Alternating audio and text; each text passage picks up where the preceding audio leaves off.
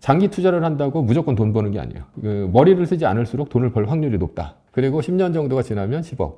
그리고 다시 또 10년이 지나면 100억이 된다.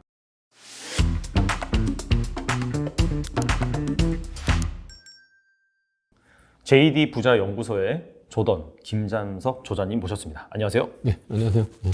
네, 저자님 모시고 오늘 정말 개인 투자자가 어떻게 효율적으로 합리적으로 주식 투자를 할 수 있을지, 특히나 이제 장기 투자 관점에서 한번 알아보는 시간을 갖겠습니다. 그 저자님이 최근에 출간하신 책을 보면 사실 뭐 출간하신 책뿐만 아니라 제가 예전 영상을 좀 챙겨봤습니다. 네. 봤더니 이제 글로벌 1등 주식을 사야 된다. 네. 그렇게 계속해서 이제 일관적으로 주장을 하시잖아요. 네, 맞습니다. 그 이유가 무엇인가요?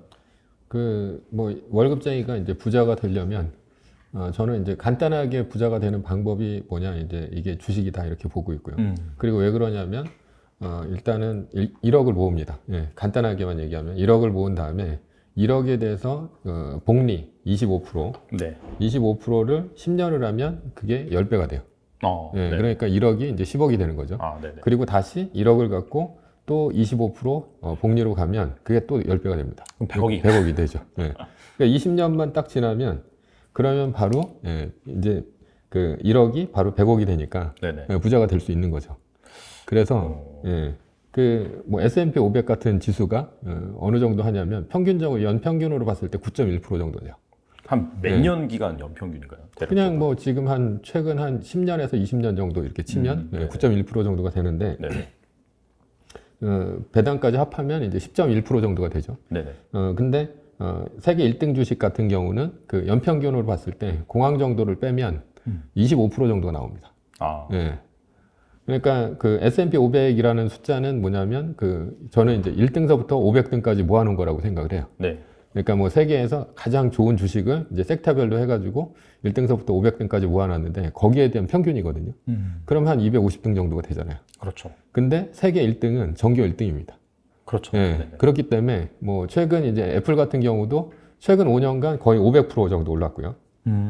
그리고 작년 같은 경우는 87%. 네네. 그리고 올해가 한 25% 좀 찍었다가 오미크론 때문에 한 3% 빠졌어요. 네네. 예, 그래서 한 22%. 그러니까 올해도 25%를 찍을 수가 있다라는 거죠. 네네. 그러니까 세계 1등 주식을 갖고 1억을 모은 다음에 세계 1등에 몰빵을 치고 그리고 전문용어로 몰빵입니다. 네네. 그리고 10년 정도가 지나면 10억. 그리고 다시 또 10년이 지나면 100억이 된다. 그러니까 부자가 될 수 있는 방법은 세계 1등 주식을 갖고 장기 투자를 하는 게 좋은데 세계 1등도 마찬가지로 공황이 오면 떨어집니다. 한 30%씩. 그렇죠. 빠져요. 그래서 작년 같은 경우도 84% 정도가 오르긴 했지만 실제로 일시적으로 한 30% 정도가 빠졌어요. 코로나 애플, 때문에. 코로나 때문에 2020년 같은 경우. 그래서 그때 제가 이제 작년에 쓴 책이 그 내일의 부인데 그 내일의 부에서는 이제 마이너스 3%가 뜨면 이제 좀 팔아라. 그래서 이제 마이너스 3%가 그때 당시 이제 공황이란 기준 자체가 없었거든요. 네네. 예전에 뭐 어떤 책을 봐도 지금도 이제 공황이란 기준이 없을 거예요. 그래서 그렇죠, 사실. 지나고 나야지 알죠. 지나고 나야 안다 뭐 이런 식으로 얘기하고 그리고 이제 예전에 이제 제가 이제 책을 많이 읽다 보니까 피터 린티 책 중에 뭐가 있었냐면 이 공황이란 한 6개월 안에 한 50% 정도 빠지는 것이다. 뭐 이 정도 되는 게 거의 그 공황에 대한 거의 유일한 정의 이 정도였어요. 네. 근데 이제 저는 그 2018년도 10월 달쯤에 그 이자율 위기라고 그 지금 현재 이제 연준의 의장인 파월이 이자율을 계속 올렸어요. 그러다가 2.5%까지 올렸는데 그때 한 30% 정도가 빠졌습니다. 전체 그렇죠. 시장이. 맞아요. 2018년도 10월 달에. 네네네. 그래가지고 그때 당시에 한 10월 달에 그 정도 빠지면서 전 좀 큰 손해를 좀 봤거든요. 저는 한 2015년, 16년 정도서부터 해외 주식, 그러니까 그 제가 이제 4차 산업혁명 투자의 미래라고 그 책을 썼는데 그때 당시에 그 4차 산업혁명 관련주를 사라라고 했었는데 그때 다 빠진 거예요. 네네. 그래서 그때 막 공부를 한 거죠.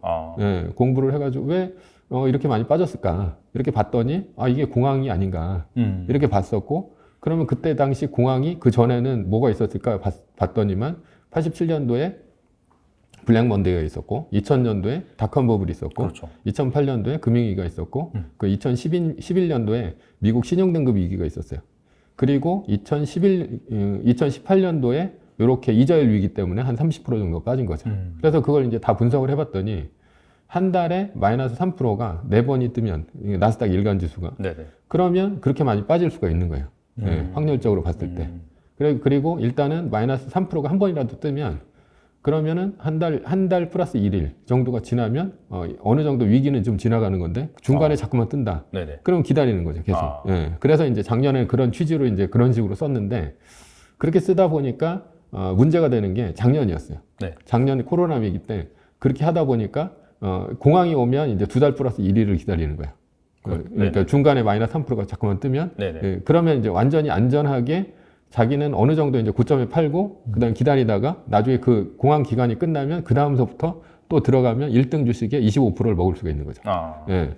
그래서 그런 방식으로 했는데 작년에도 그래서 한 50% 정도, 예, 50% 정도 이익이 나긴 했거든요. 네. 예, 그러니까 84% 정도가 올랐는데 실제로는 한 50% 정도가 올랐습니다. 네. 그러니까 그런 식으로 투자를 했을 때.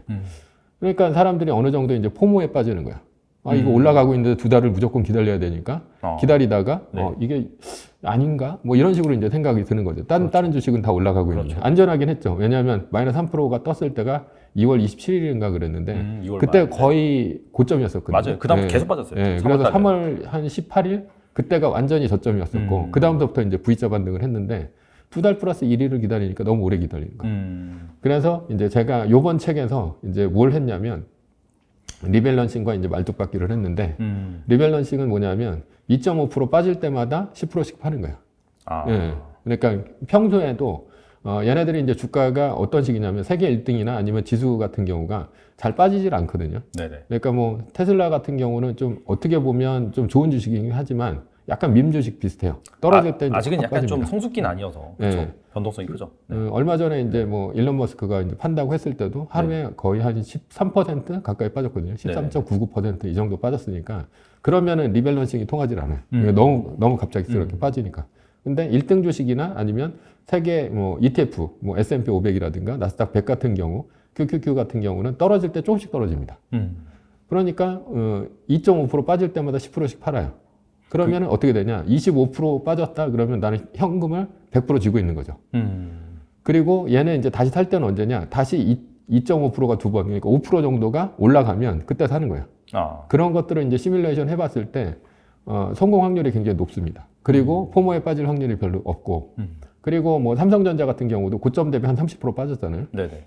25% 정도 빠졌는데 만약에 삼성전자를 올해 그렇게 2.5% 빠질 때마다 10%씩 팔았다면 그러면 나는 이제 한 96,000원에 사가지고 그 위에서 있는 게 아니라 한 7만 원대 거기서 다시 들어갈 수가 있는 거죠.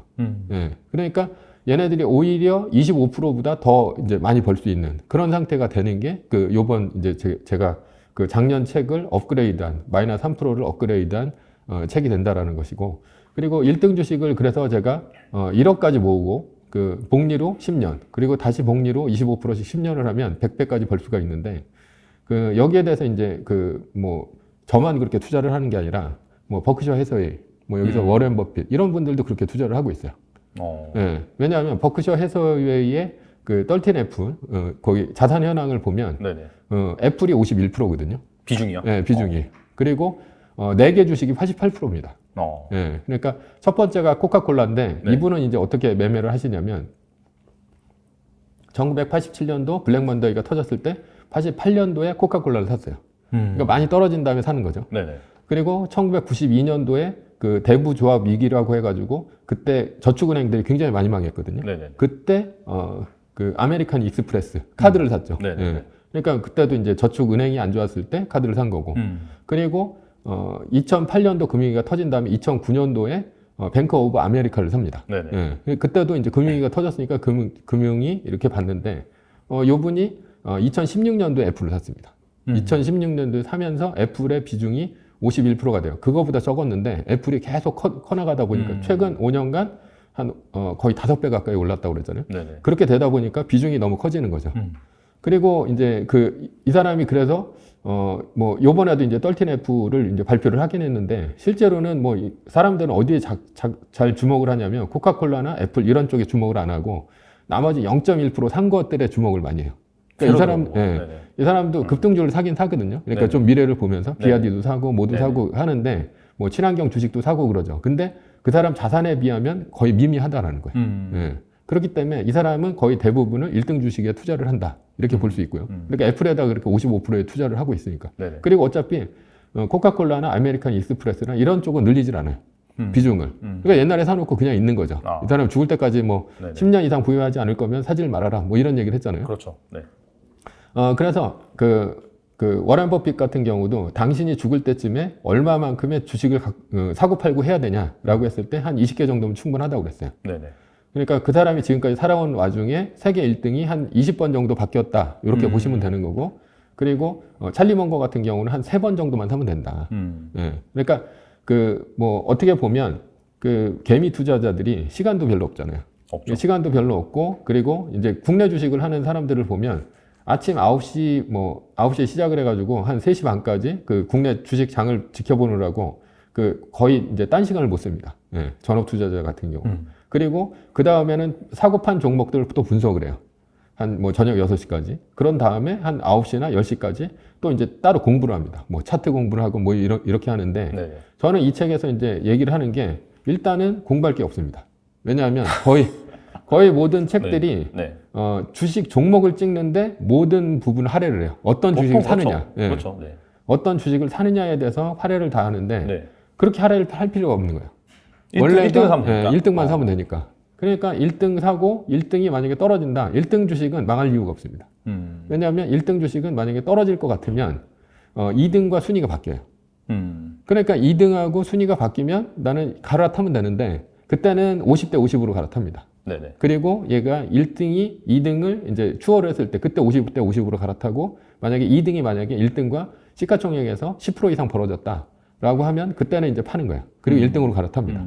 그러니까 1등으로 했을 때 사고 파는 게 많지가 않습니다. 네네. 많지가 않고 그리고 꾸준히 투자를 할 수 있고 생업에 또 이제 자기가 전념을 할 수가 있어요. 네네. 그러니까 뭐 1년에 뭐 그렇게 한번 이렇게 바뀌는 경우가 거의 없습니다. 그러니까 애플 같은 경우도 지금 계속 1등 해왔고 2018년도에 한번 마이크로소프트와 그 다음에 아마존 이렇게 한 3개 종목이 1, 2등을 이제 번갈아 가면서 하긴 했지만 그때 정도만 있었고 그리고 요번에 이제 마이크로소프트가 한번 애플과 한번 바꿔 타긴 했지만 애플이 애플카를 만든다고 하면서 다시 올라왔잖아요. 그러니까 시장은 개별 기업보다 훨씬 더 혁신적입니다. 예, 그러니까 시장이 훨씬 더 혁신적이기 때문에 기존에 있는 기업 1등이 굉장히 안 좋다. 그러면 얘네들은 시장에서 버림을 받을 가능성이 큽니다.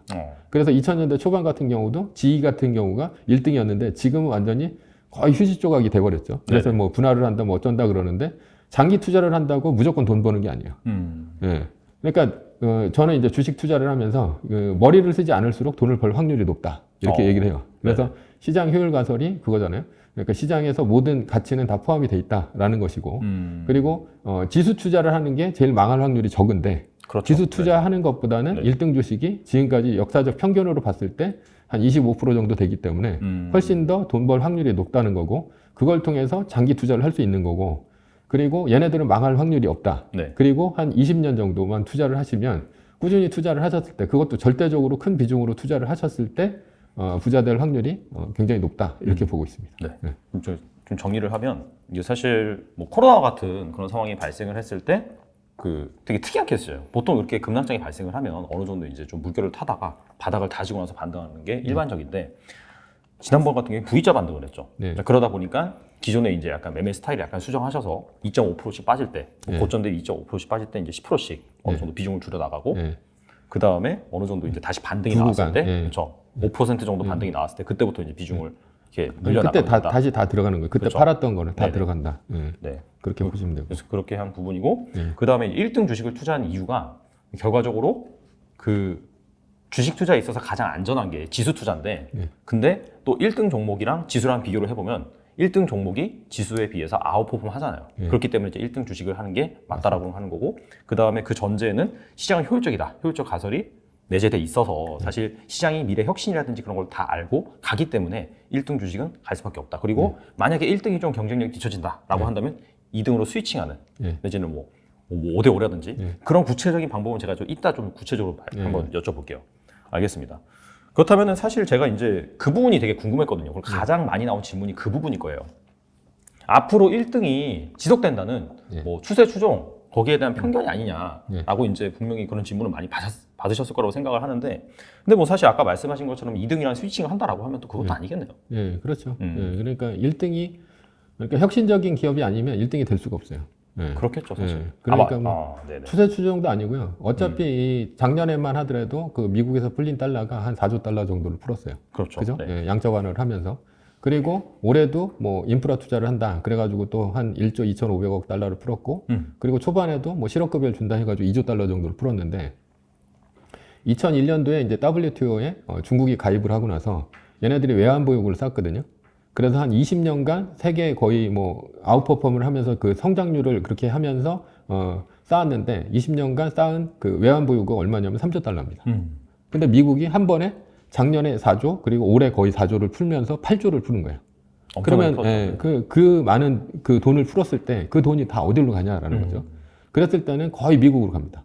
한국 같은 경우도 지금 세계적인 주식 비중이 한 1.8% 정도밖에 안 돼요. 그렇죠. 근데 한 2% 정도 투자를 하고 있거든요. 예, 외국인들 같은 경우는. 근데 한국에 있는 펀드 매니저나 아니면 개미들은 거기에 50% 이상 아니면 90% 가까이 투자하는 사람들도 굉장히 많습니다. 많죠. 예. 그러니까 뭐냐면 자기 나라에 자기가 투자하는 게 거의 대부분인데 미국 같은 경우도 똑같아요. 그리고 전 세계적인 비중으로 봤을 때 미국이 한 40% 정도 되는데 네. 그 전 세계적인 비중으로 봤을 때 한 60%는 미국 시장에 투자를 한다라는 거예요. 그렇게 되는 이유는 저는 제가 봤을 때 이게 그 1945년도에 전쟁이 끝나서 베이비붐 세대가 생긴 덕분이 아니냐. 예, 베이비붐 세대들은 지금 한 75년 그러니까 75세 정도가 지나셨어요. 네. 그래가지고 지금 가장 큰 돈이 주로 어떤 돈이냐면 연금 펀드가 많습니다. 맞아요. 연금 부자가 많다고 예, 하더라고요. 연금 펀드. 그래서 뭐 그 테마색이라든가 아니면 캐나다 연금 펀드, 그 다음에 뭐 노르웨이 국부 펀드, 뭐 이런 펀드들이 굉장히 많은 게 그 거의 돈이 많은 이제 노인들이 많이 있는 사람들, 그런 선진국들의 거의 대부분이 연금 펀드를 갖고 운영을 하는데 우리나라도 이제 국민연금이 굉장히 크잖아요. 네. 그래서 국민연금도 계속해서 지속적으로 한국의 비중을 줄이고 어디로 가냐면 미국 시장으로 갑니다. 맞아요. 네. 네. 그렇게 되는데 얘네들이 주로 추종을 하는 게 뭐냐면 ETF에다 투자를 해요. 예. 그러니까 그 S&P 500 같은 그런 그렇죠. ETF에다 네. 투자를 하는데 거기서 비중이 제일 높은 게 또 1등이에요. 그러니까 노인들이 더 많아지는 거는 사실이에요. 그리고 출산율이 적어지면서 사람들이 적어지는 것도 사실이고. 근데 노인들은 잘 이제 오래 사시죠. 오래 사시면서 연금 펀드를 굴려야 되는 돈이 계속 지속적으로 커지고 있는 상황인데 그 돈들이 거의 다 패시브 자금으로 들어간다는 거죠. 액티브 자금으로 들어가는 게 아니고. 네. 그럼 패시브 자금에서 가장 비중이 큰 게 뭐냐라고 했을 때 어차피 ETF의 비중이 가장 클 수밖에 없는 거야. 네. 그러니까 ETF 따라서 이게 양의 대먹임이 계속해서 일어나는 거죠. 이게 올라가니까 거기다 더 투자를 하고 그 투자를 또 하니까 또 올라가니까 또 투자를 하고 이게 이제 반복이 되는데 그게 연금 펀드들이 그렇게 천문학적인 돈이 들어올 때마다 어디에 투자를 하느냐? 미국에다 투자를 한다라는 거고 미국에서도 가장 크게 투자를 하는 게 1등 주식에다 투자를 할 수밖에 없기 때문에 네. 1등이 혁신이 안 좋으면 떨어지긴 하겠지만 계속해서 세계 1등은 올라갈 수밖에 없는 게 현실이다라고 볼 수 있고 25%는 아웃퍼폼 할 수 있다 이렇게 볼 수 있습니다. 그래서 그게 이제 음의 대목임이 나오는 게 작년 코로나 같은 상황인데 특히나 미국 주식은 뒤를 받쳐주는 사람들이 되게 많아요. 그러니까 연준 같은 경우도 보면 주식 떨어진다고 얘네들이 양적 완화하고 금리도 올렸다 내렸다 하면서 뭐 금리도 그렇고 여러 가지 계속해서 주식 떨어지면 미국 대통령서부터 나서가지고 어떻게든 주식을 끌어올리려고 하는데 한국 같은 경우는 지금 미국이 테이퍼링을 한다고 해가지고 지금 그 한국의 환율이 지금 올라가고 있잖아요. 1190원대 뭐 이렇게까지 올라가는데 네. 오히려 지금 금리를 올리고 있어요. 예. 그 얘기는 외국인들이 달러를 빠져나가면 한국의 환율이 올라가고 그런데도 불구하고 외국인들을 잡으려면 금리를 올려가지고 외국인들을 잡을 수밖에 없거든요. 그러면 유동성이 줄잖아요. 유동성이 줄면서 한국 시장이 안 좋아지면 부동산도 안 좋아지고 주식도 안 좋아지는데 그럼 좋아지는 시장은 어디냐? 그게 다 미국 시장이라는 거죠. 그리고 그 위기가 왔을 때는 좋은 게 뭐냐면 이런 반대로 움직인다라는 거죠. 자산 자체가. 네. 한국의 부동산이 만약에 2008년도 금융위기가 터졌다. 그때는 한 30% 정도 빠져요. 네네. 그런데 미국의 자산은 거꾸로 50%가 올라옵니다. 그러니까 그때 당시에 이제 1110원 정도, 1180원 정도까지 했었는데 네네. 얼마까지 올라가냐면 1600원까지 올라가요. 스와프하기 전에는. 그렇죠. 예. 네. 그러니까 반대로 올라가면 여기서는 미국 자산에서는 주식은 빠진다 하더라도 뭐가 올라가냐면 달러 가치가 50%가 올라가죠. 네네. 근데 한국의 부동산 자산은 30% 정도가 빠진단 말이에요. 그럼 얼마냐면 산술적으로 봤을 때 80% 정도를 벌 수가 있다는 얘기고 그래서 제가 중요하다고 보는 게 그렇게 위기일 때 현금을 많이 마련을 해야 된다라는 거고 현금을 많이 마련하려면 리밸런싱이나 뭐 이런 것들을 통해 가지고 뭐 2.5% 떨어질 때마다 10%씩 팔면 그때 현금을 마련할 수가 있고 현금을 마련한 걸 갖고 그때 당시에 만약에 뭐 위기가 금방 끝날 건 아니니까 그걸 원화로 바꾼 다음에 한국의 부동산을 사면 또 큰 돈을 벌 수 있는 기회도 또 생깁니다. 예, 자산이 이제 반대로 움직이기 네네네. 때문에. 그래서 여러 가지 옵션을 내가 미국 투자, 거기다도 1등 주식에 투자를 하면 훨씬 더 좋은 환경을 갈 수도 있다. 이렇게 볼 수 있습니다. 알겠습니다. 근데 이게 세계 1등이라는 정의가 미국을 전제로 깔고 가는 겁니까? 아니면 만약에 이제 미국은 지금 뭐 시가총액 60%이긴 한데 혹시라도 향후에 뭐 중국이 미국보다 커진다든지 그러면은 이제 중국이 1등 주식을 살 수 있는 건가요? 그럼요. 예, 그러니까 1등 주식의 정의는 시가총액 1등이에요. 시가총액. 시가총액 1등. 근데 미국이라는 전제는 아니고. 예, 그죠? 절대 네. 그건 아니고 그러니까 네. 이거는 탄력적으로 계속 바뀔 수가 있는 거죠. 그러니까 뭐 나중에라도 계속해서 1등을 추종한다면 네네. 뭐 S&P 500이나 이런 것도 미국이 1등으로 간다고 했을 때 S&P 500이지. 네네. 만약에 중국이 뭐 커가지고 뭐 세계 1등이 됐다라고 하면 뭐 차이나 뭐 50 뭐 이런 식으로 해서 갈 거 아니에요. 그런데 거기서도 1등은 어떻게 되냐면 결국은 뭐 중국에서 1등이 되겠죠. 네네. 그러니까 시가총액 1등을 추종해서 따라가는 거니까 예, 뭐 1등은 계속해서 혁신을 일으키는 기업이 될 수밖에 없고 네네. 뭐 애플도 뭐 혁신 다 죽었다 그러는데 실제로는 애플도 굉장한 혁신 기업입니다. 예. 그렇기 때문에 그 시장에서 1등을 만들어주는 건 다 이유가 있다라는 거죠. 그러니까 뭐 그렇게 뭐 고정관념을 갖고 뭐 미국 1등인데 뭐 딴 데가 1등하면 어떡하냐라고 했을 때 딴 데가 1등하면 그쪽으로 가면 됩니다. 그쪽으로 가면 되는 거고. 예.